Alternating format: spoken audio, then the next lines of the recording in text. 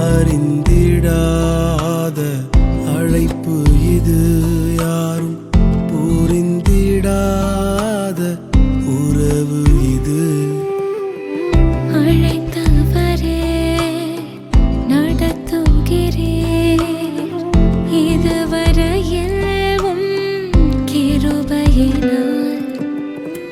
அறிந்திடாத அழைப்பு இது, யாரும் புரிந்திடாத உறவு இது. அழைத்தவரே நடத்துகிறீர், இதுவரையில்